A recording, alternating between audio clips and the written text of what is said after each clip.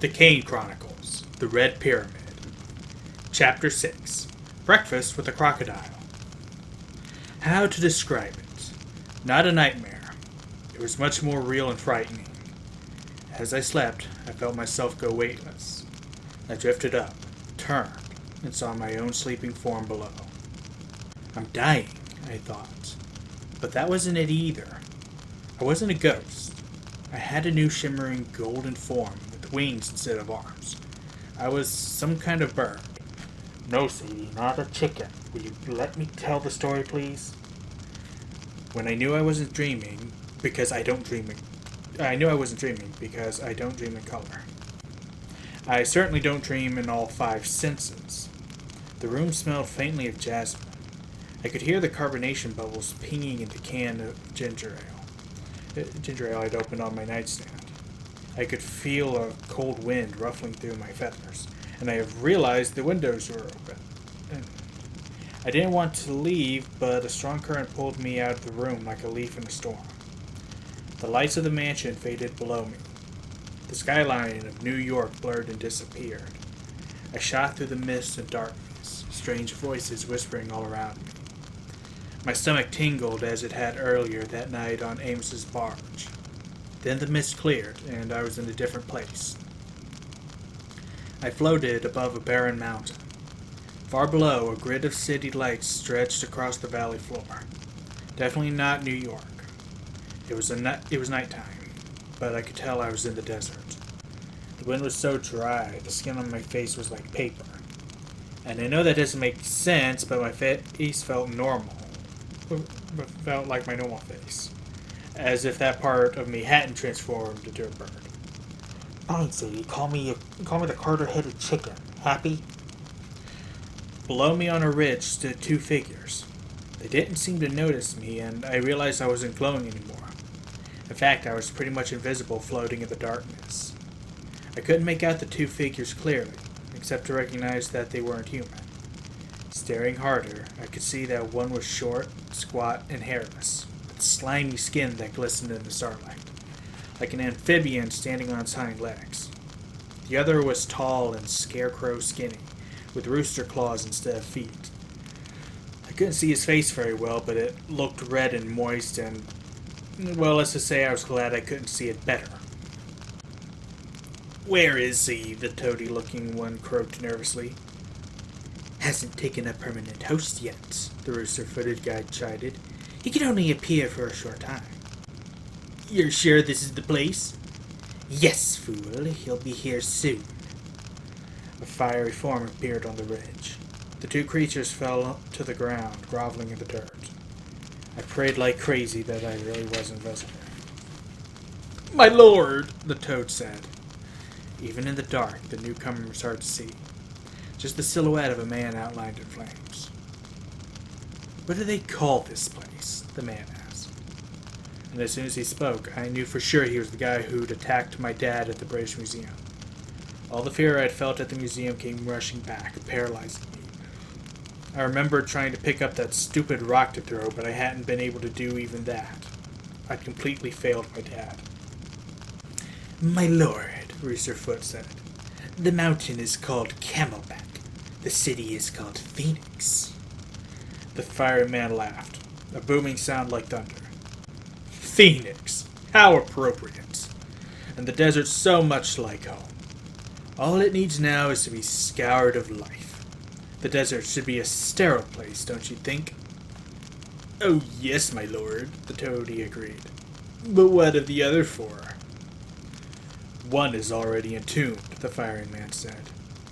"The second is weak. She will be easily manipulated. That leaves only 2, and they will be dealt with soon enough." How?" the toady asked. The fiery man glowed brighter. "You're an inquisitive little tadpole, aren't you?" He pointed at the toad, and the poor creature's skin began to sting. "No!" the toady begged. "No!" I could hardly watch. I don't want to describe it. But if you've heard what happens when cruel kids pour salt on snails, you'll have a pretty good idea of what happened to the toady. Soon there was nothing left. Roosterfoot took a nervous step back, I couldn't blame him. "We will build my temple here," the fireman said, as if nothing had happened. "This mountain shall serve as my place of worship. When it is complete, I will summon the greatest storm ever known. I will cleanse everything. Everything." "Yes, my lord," Roosterfoot agreed quickly. "And, if I may suggest, my lord, to increase your power." The creature bowed and scraped and moved forward, as if he wanted to whisper in the fireman's ear. Just when I thought Roosterfoot was going to become fried chicken for sure, he said something to the fiery dude that I couldn't make out. And the fiery dude burned brighter. "Excellent. If you can do this, you will be rewarded. If not..." "I understand, my lord." "Go then," the fireman said. "Unleash our forces. Start with the Longmix. That should soften them up. Collect the younglings and bring them to me. I want them alive before they have time to learn their powers. Do not fail me." "No, lord." "Phoenix," the fireman mused. "I like that very much." He swept his hand across the horizon as if he were imagining the city in flames. "Soon I shall rise from your ashes.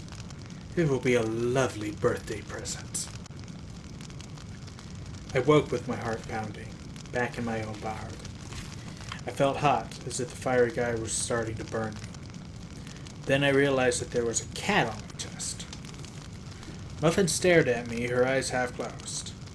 "How did you get in?" I muttered. I sat up, and for a second I wasn't sure where I was. Some hotel in another city? I almost called for my dad, and then I remembered. Yesterday, the museum, the sarcophagus. It all crashed down on me so hard I could barely breathe. "Stop," I told myself.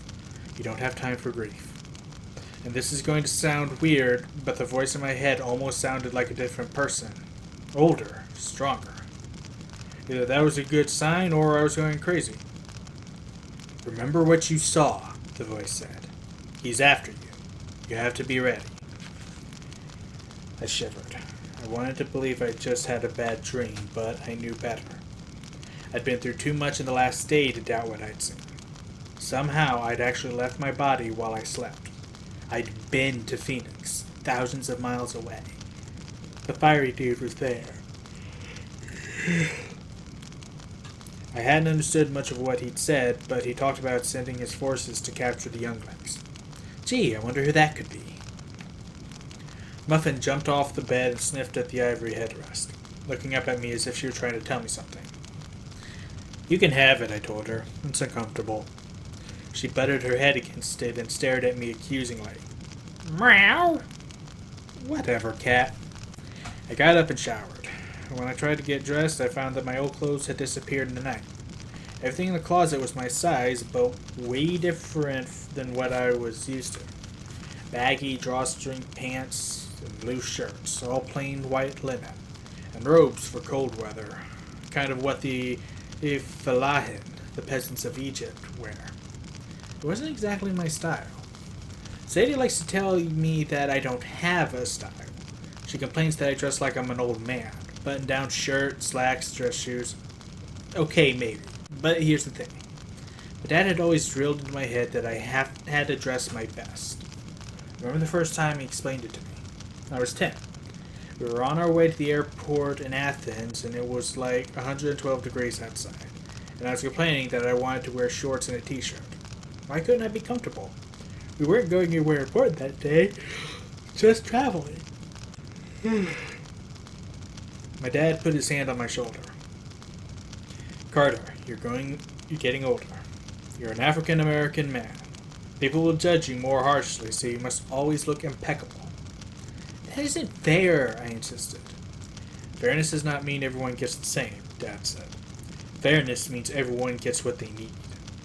And the only way to get what you need is to make it happen yourself. Do you understand?" I told him I didn't, but I still did what he asked, like caring about Egypt and basketball and music, like traveling with only one suitcase. I dressed the way Dad wanted me to because Dad was usually right. In fact, I'd never known him to be wrong, until the night at the British Museum. Anyway, I put on the linen clothes from the closet. The slipper shoes were comfortable, though I doubted they'd be much good to run in. The door to Sadie's room was open, but she wasn't there. Thankfully, my bedroom door wasn't locked anymore. Muffin joined me and we walked downstairs, passing a lot of unoccupied bedrooms on the way. The mansion could have easily slept 100 people, but instead it felt empty and sad. Down in the great room, Khufu, the baboon, sat on the sofa with a basketball between his legs and a chunk of strange-looking meat in his hands. It was covered in pink feathers. ESPN was on the television, and Khufu was watching highlights from the games the night before. "Hey," I said, though I felt a little weird talking to him. "Lakers win?" Khufu looked at me and patted his basketball like he wanted a game. He had a pink feather hanging from his chin, and the sight made my stomach do a slow roll. Yeah, I said. "We'll play later, okay?" I could see Sadie and Amos out on the terrace, eating breakfast by the pool. It should have been freezing out there, but the fire pit was blazing, and neither Amos nor Sadie looked cold. I headed their way, then hesitated in front of the statue of Thoth. In the daylight, the bird-headed god didn't look quite so scary. Still, I could swear those beady eyes were watching me expectantly. What had the fiery guy said last night? Something about catching us before we learned our powers. It sounded ridiculous, but for a moment I felt a surge of strength. Like the night before when I'd opened the front door just by raising my hand.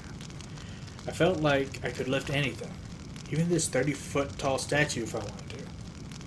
In a kind of trance, I stepped forward. Muffin meowed impatiently and butted my foot. The feeling dissolved. "You're right," I told the cat. "Stupid idea. Besides, I could spell breakfast now.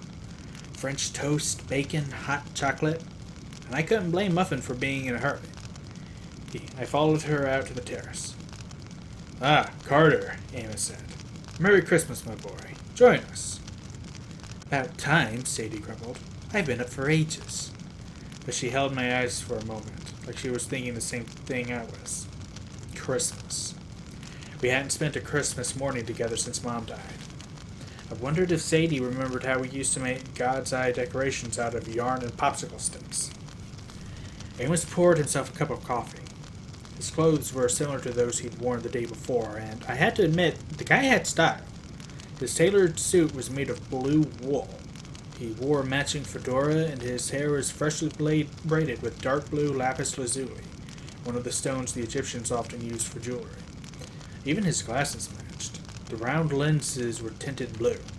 A tenor sax rested on a stand near the fire pit, and I could totally picture him playing out here, serenading the East River. As for Sadie, she was dressed in a white linen pajama outfit like me, but somehow she'd managed to keep her combat boots. She probably slept with them on.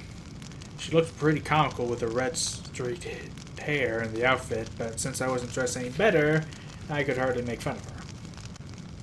Amos?" I asked. "You didn't have any pet birds, did you? Khufu's eating something with pink feathers." Amos sipped his coffee. "Sorry if that disturbed you. Khufu's very picky. He only eats food that end in O. Doritos, burritos, flamingos." I blinked. "Did you say—" "Carter," Sadie warned. She looked a little queasy, like she'd already had this conversation.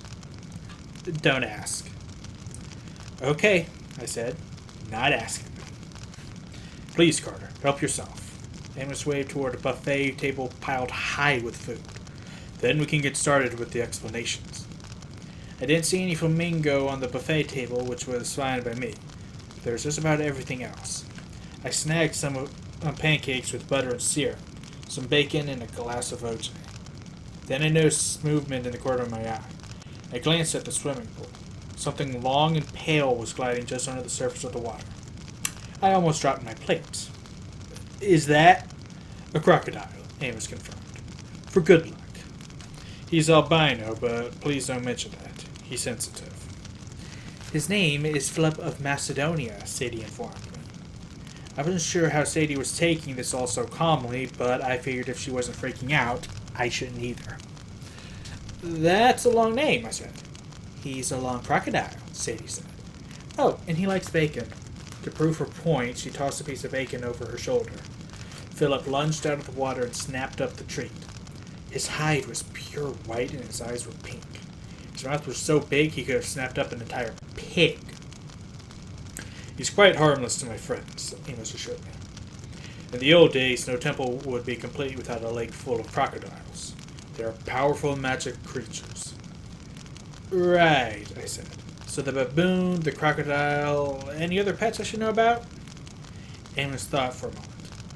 Visible ones? No, I think that's it. I took a seat as far from the pool as possible. Muffin circled my legs and purred. I hoped she had enough sense to stay away from magic crocodiles named Philip. So, Amos, I said between bites of pancake. Explanations. Yes, he agreed. Where to start? Our dad, Sadie suggested. What happened to him? Amos took a deep breath. Julius was attempting to summon a god. Unfortunately, it worked. It was kind of hard to take Amos seriously, talking about summoning gods while he spread butter on a bagel. Any god in particular? I asked casually. Or did he just order a generic god? Sadie kicked me under the table. She was scowling, as if she actually believed what Amos was saying. Amos took a bite of bagel. Well, there are many Egyptian gods, Carter, but your dad was after one in particular. He looked at me meaningfully. Osiris, I remembered. When Dad was standing in front of the Rosetta Stone, he said, Osiris, come. But Osiris is a legend. He's make-believe. I wish that were true. Amos stared across the East River at the Manhattan skyline, gleaming in the morning sun. The ancient Egyptians were not fools, Carter. They built the pyramids. They created the first great nation. Their civilization lasted thousands of years. Yeah, I said, and now they're gone. Amos shook his head. A legacy that powerful does not disappear. Next to the Egyptians, the Greeks and Romans were babies. Our modern nations like Great Britain and America, blinks of an eye. The very oldest root of civilization, at least of Western civilization, is Egypt. Look at the pyramid on the dollar bill. Look at the Washington Monument, the world's largest Egyptian obelisk. Egypt is still very much alive, and so, unfortunately, are her gods. Come on, I argued. I mean, even if I believe there's a real thing called magic, believing in ancient gods is totally different. You're joking, right? But as I said it, I thought about the fiery guy in the museum. The way his face had shifted between human and animal. And the statue of Thoth, how its eyes had followed me. Carter, Amos said, the Egyptians would not have been stupid enough to believe in imaginary gods. The beings they described in their myths are very, very real. In the old days, the priests of Egypt would call upon these gods to channel their power and perform great feats. That is the origin of what we now call magic. Like many things, magic was first invented by the Egyptians. Each temple had a branch of magicians called the House of Life. Their magicians were famed throughout the ancient world. And you're an Egyptian magician. Amos nodded. So was your father. You saw it for yourself last night. I hesitated. It was hard to deny my dad had done some weird stuff at the museum. Some stuff that looked like magic. But he's an archaeologist, I said stubbornly. That's his cover story. You remember that he specialized in translating ancient spells, which are very difficult to understand unless you work magic yourself. Our family, the Kane family, has been part of the House of Life almost since the beginning. And your mother's family is almost as ancient. The Fausts? I tried to imagine Grandma and Grandpa Faust doing magic. But unless watching rugby on TV and burning cookies was magical, I can see it. They had not practiced magic for many generations, Amos admitted. Not until your mother came along. But yes, a very ancient bloodline. Sadie shook her head in disbelief. So now Mum was magic, too. Are you joking? No jokes, Amos promised. The two of you combine the bloodline of two ancient families, both of which have a long, complicated history with the gods. You are the most powerful Kane children to be born in many centuries. I tried to let that sink in. And at the moment, I didn't feel powerful. I felt queasy. You're telling me our parents secretly worshipped animal-headed gods? I asked. Not worshipped, Amos corrected. By the end of the ancient times, Egyptians had learned that their gods were not to be worshipped. They are powerful beings, primeval forces, but they are not divine in the sense one might think of God. They are created entities, like mortals, only much more powerful. We can respect them, fear them, use their power, or even fight them to keep them under control. Fight gods? Sadie interrupted. Constantly, Amos assured her. But we don't worship them. Thoth taught us that. I looked at Sadie for help. The old guy had to be crazy. But Sadie was looking like she believed every word. So, I said, why did Dad break the Rosetta Stone? Oh, I'm sure he didn't mean to break it, Amos said.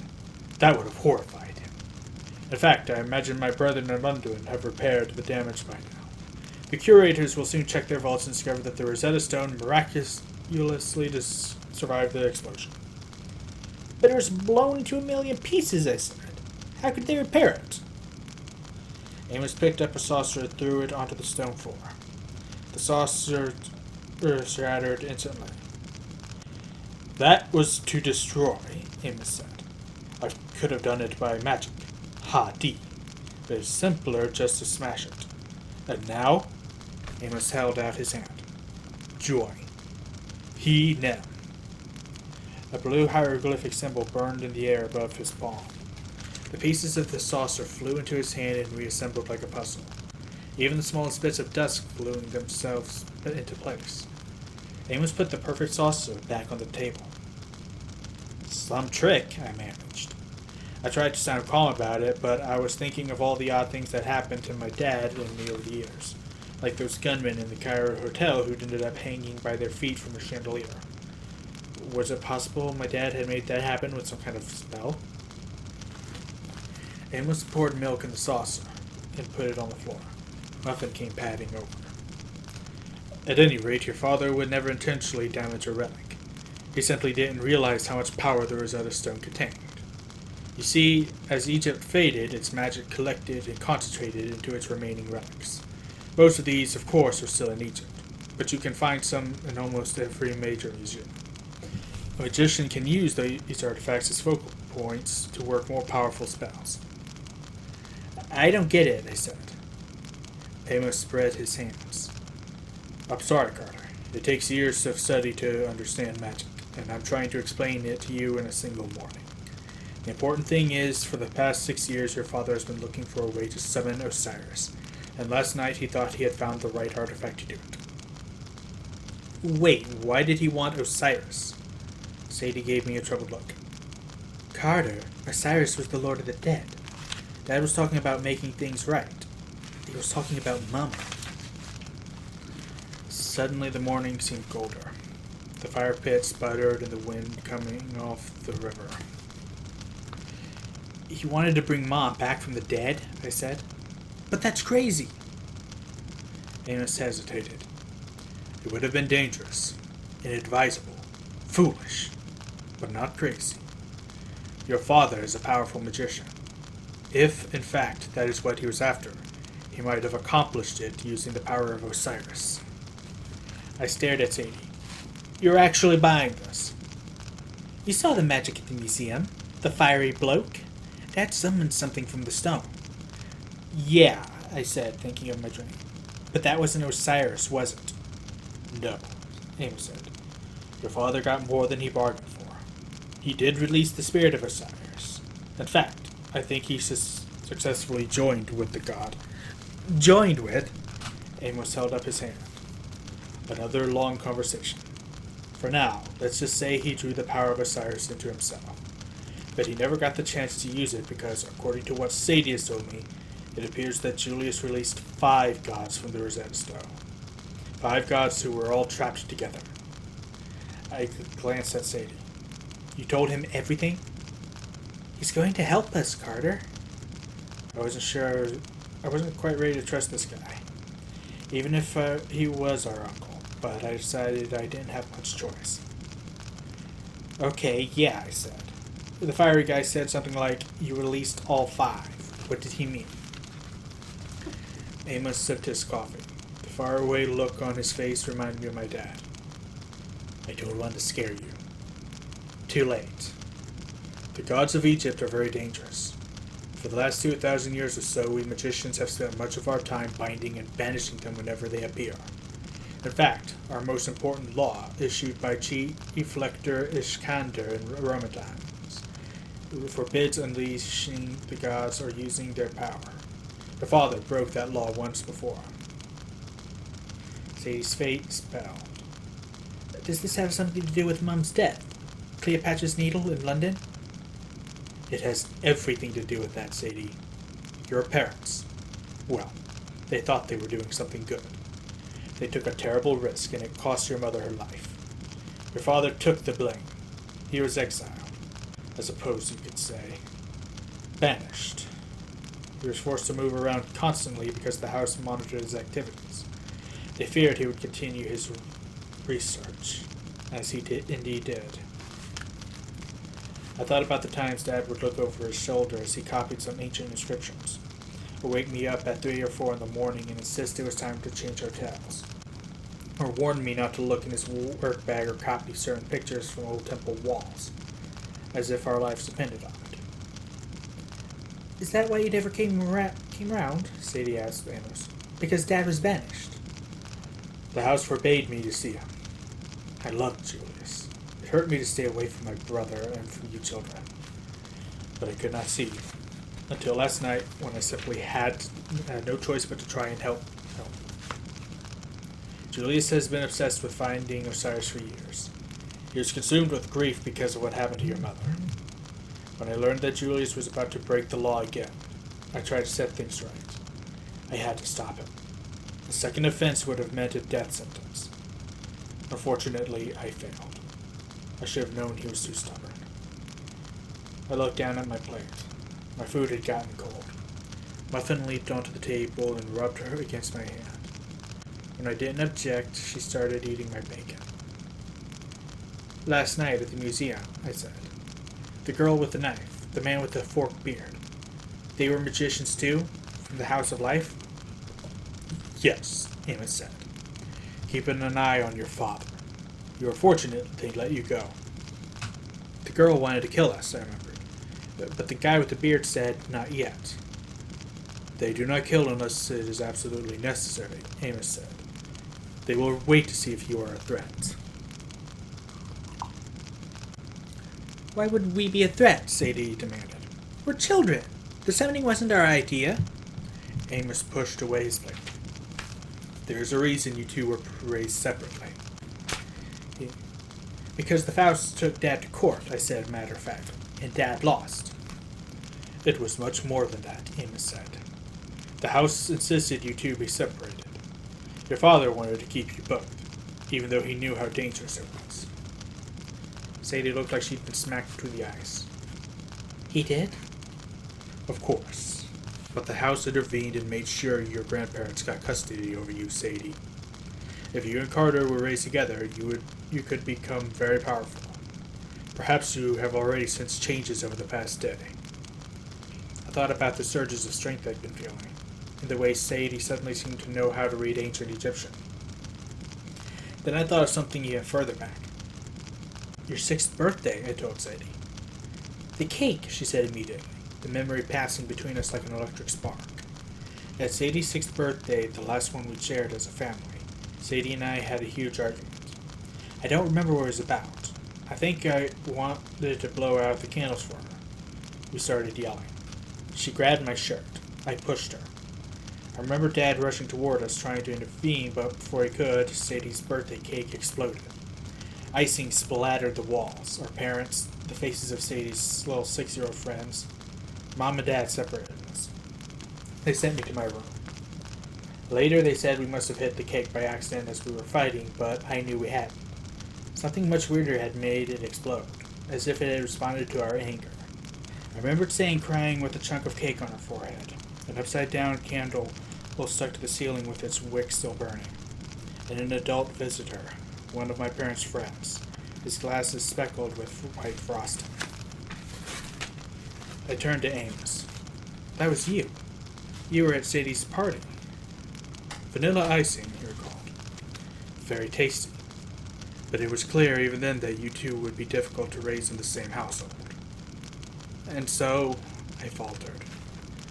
What happens to us now? I didn't want to admit it, but I couldn't stand the thought of being separated from Sadie again. She wasn't much, but she was all I had. You must be trained properly, Amos said, whether the house approves or not. Why wouldn't they approve? I asked. I will explain everything, don't worry. But we must start your lessons if we are to stand any chance of finding your father and putting things right. Otherwise, the entire world is in danger. If we only knew where. Phoenix, I blurted out. Amos stared at me. What? Last night I had, well, not a dream exactly. I felt stupid, but I told him what had happened while I slept. Judging from Amos's expression, the news was even worse than I thought. You're sure he said birthday present? He asked. Yeah, but what does that mean? And a permanent host, Amos said. He didn't have one yet? Well, that's what the rooster-footed guy said. That was a demon, Amos said. A minion of chaos. And if demons are coming through to the mortal world, we don't have much time. This is bad. Very bad. If you live in Phoenix, I said. Carter, our enemy won't stop in Phoenix. If he's grown so powerful so fast. What did he say about the storm exactly?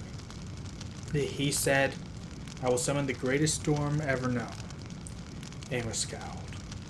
The last time he said that, he created the Sahara. A storm that large could destroy North America, generating enough chaos energy to give him an almost invincible form.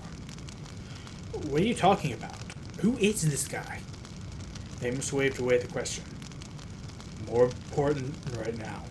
Why didn't you sleep with the headrest? I shrugged. It was uncomfortable. I looked at Sadie for support. You didn't use it, did you? Sadie rolled her eyes. Well, of course I did. It was obviously there for a reason. Sometimes I really hate my sister. Oh, that's my foot! Carter, Amos said. Sleep is dangerous. There's a doorway. It's a doorway into the duat.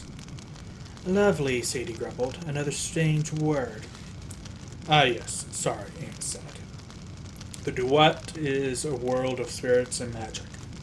It exists beneath the waking world like a vast ocean, with many layers and regions. We submerged just under its surface last night to reach New York, because travel through the duat is much faster. Carter, your consciousness also passed through its shallowest currents as you slept, which is how you witnessed what happened in Phoenix. Fortunately, you survived that experience. But the deeper you go into the duat, the more horrible things you encounter, and the more difficult it is to return. There are entire realms filled with demons, palaces where the gods exist in their pure forms, so powerful that their mere presence would burn a human to ashes. There are prisons that hold beings of unspeakable evil, and some chasms so deep and chaotic that not even the gods dare explore them. Now that your powers are stirring, you must not sleep without protection, or you leave yourself open to attacks from the duat, or unintended journeys through it. The headrest is enchanted to keep your consciousness anchored to your body. You mean I actually did? My mouth tasted like metal. Could he have killed me? Amos's expression was grave. The fact that your soul can travel like that means you are progressing faster than I thought. Faster than should be possible. If the Red Lord had noticed you. The Red Lord, Sadie said. That's the fiery bloke. Amos rose. I must find out more. We can't simply wait for him to find you. And if he releases the storm on his birthday, at the height of his powers. You mean you're going to Phoenix? I could barely get the words out. Amos, that fiery man defeated Dad like his magic was a joke. Now he's got demons, and he's getting stronger, and you'll be killed. Amos gave me a dry smile, like he'd already weighed the dangers and didn't need a reminder. His expression reminded me painfully of Dad's. Don't count your uncle out so quickly, Carter. I've got some magic of my own. Besides, I must see what is happening for myself if we're to have any chance of saving your father and stopping your Red Lord. I'll be quick and careful. Just stay here. Muffin will guard you. I blinked. The cat will guard us. You can't just leave us here. What about our training? When I return, Amos promised. Don't worry. The mansion is protected. Just do not leave. Do not be tricked into opening the door for anyone. And whatever happens, do not go into the library. I absolutely forbid it. I will be back by sunset. Before we could protest, Amos walked calmly to the edge of the terrace and jumped. No! Sadie screamed. We ran to the railing and looked over. Below was a 100-foot drop into the East River. There was no sign of Amos. He'd simply vanished. Philip of Macedonia splashed in his pool. Ruffin jumped onto the railing and insisted we pet her. We were alone in a strange mansion with a baboon, a crocodile, and a weird cat. And apparently, the entire world was in danger. I looked at Sadie. What do we do now? She crossed her arms. Well, that's obvious, isn't it? We explore the library.